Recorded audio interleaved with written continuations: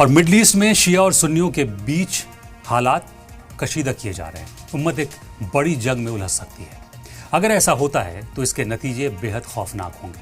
पूरे अरब रीजन की आबादी की बनावट पर अगर हम नजर डालें तो लेबनान में शिया आबादी तकरीबन 32% है और सुन्नी भी 30% के आसपास है या उससे ज्यादा है, यानी वहां दोनों की ताकत तकरीबन बराबर है।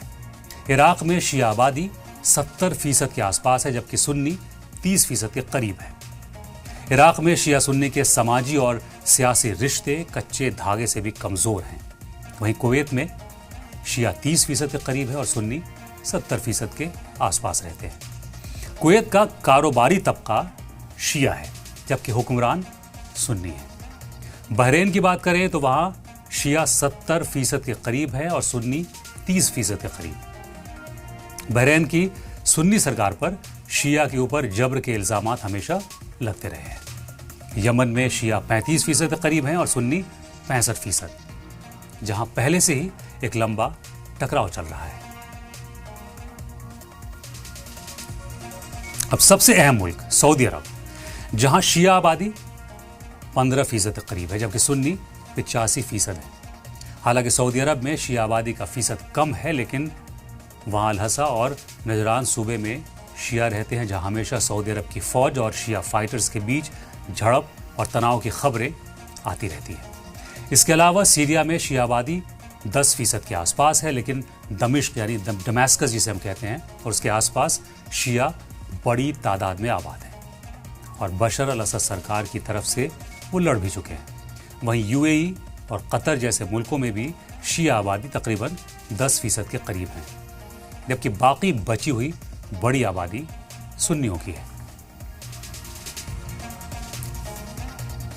अब ऐसी नाजुक सूरत हाल में अगर इजराइल और अमेरिका की शिया सुन्नी डिवाइड यानी फूट डालने वाली साजिश कामयाब होती है तो इन तमाम मुल्कों में जबरदस्त खलफशार, खाना जंग यानी सिविल वॉर और एक बहुत बड़ा सियासी और समाजी टकराव पैदा हो सकता है। ये एक ऐसी खाना जंगी होगी जिसका कोई मकसद नहीं होगा और बरसों तक ये तरक्की पसंद मुल्क महज फिरका वाराना नफरत की आग में झुलसते रहेंगे। जब किसी मुल्क की आवाम आपस में ही लड़ती है तो उस मुल्क की तरक्की, उसकी इकॉनमी और उसका वजूद पूरी तरह खतरे में पड़ जाता है। इस खाना जंगी में बाहर से किसी दुश्मन के आकर हमला करने की जरूरत नहीं पड़ती है, बल्कि ये ममालिक खुद अपने हाथों से अपनों का खून बहाना लगेंगे। इस अंधी नफरत का अंजाम ये होगा कि एक बार फिर इंसानी बस्तियां उजाड़ी जाएंगी, हंसते खेलते घर जलकर खाक हो जाएंगे, बेगुनाह औरतें बेवा होंगी और मासूम बच्चे यतीम होने के लिए मजबूर हो जाएंगे। वो तहजीब और सकाफत जिसने सदियों में तरक्की का सफर तय किया था, वो महज कुछ साल के अंदरूनी जंग में उलझती चली जाएगी।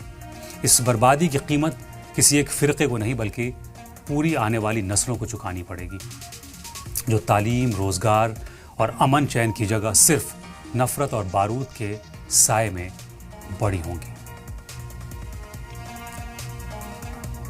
हालात की खराबी और साजिश का असर इस कदर गहरा होगा कि सूरत हाल ऐसी बदतर हो जाएगी कि शिया और सुन्नी एक दूसरे के लिए सबसे बड़ा और इकलौता खतरा महसूस करने लगेंगे। जिस दुश्मन ने उनके सिविलियन इंफ्रास्ट्रक्चर को तोड़ा, जिसने उनके बच्चों के अस्पतालों पर बॉम्ब गिराए, उसकी चालबाजियों को भूलकर दोनों फिरके एक दूसरे की जान के प्यासे हो जाएंगे। एक ऐसी हार होगी जहां असली दुश्मन को मसीहा और अपने ही पड़ोसी को आस्तीन का सांप समझ लिया जाएगा, जो कि किसी भी कौम की तबाही की आखिरी सीढ़ी होती है।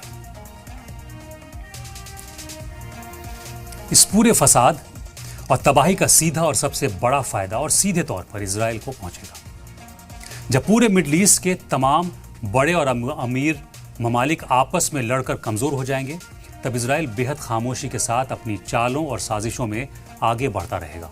उसे रोकने वाला या उसके सामने आंखें दिखाने वाला कोई नहीं बचेगा। वो बिना किसी बड़े मज़ाहमत के अपने ग्रेटर इजराइल के खतरनाक एजेंडा की तरफ तेजी से कदम बढ़ाता रहेगा।